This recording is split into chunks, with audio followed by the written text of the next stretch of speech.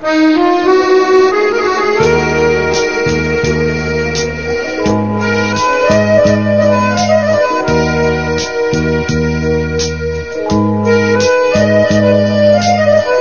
bersihkan yang lain, bersihkan saya. Itulah sepenggal permintaan Gubernur Aceh di hadapan Kepala Kejaksaan Tinggi Aceh Khairul Amir dan seluruh Korps Adiaksa peserta rapat kerja daerah dan penyampaian hasil rapat kerja Kejaksaan Republik Indonesia tahun 2017 di Hotel Grand Aceh Syariah Selasa 9 Januari 2018.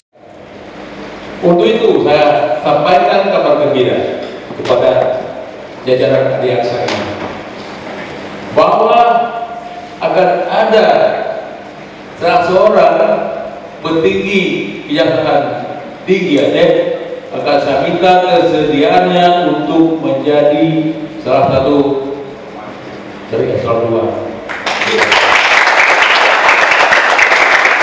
Itu pun kalau bersedia dan kalau didikan. Ini penting, Bapak, untuk mengawasi saya, untuk mengawasi perangai saya.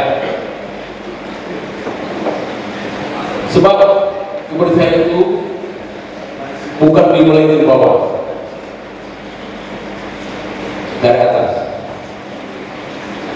Kalau dalam sungai besar itu tidak ada kotoran, maka kotor kecil di bawahnya akan bersih dan atau Bapak membersihkan.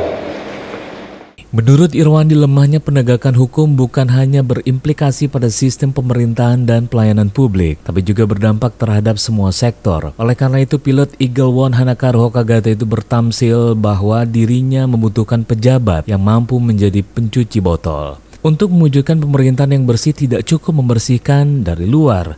Oleh karena itu, saya butuh pejabat pencuci botol, sehingga pemerintahan ini benar-benar pemerintahan yang bersih di dalam dan tampak pula bersih di luar, imbuh Irwandi.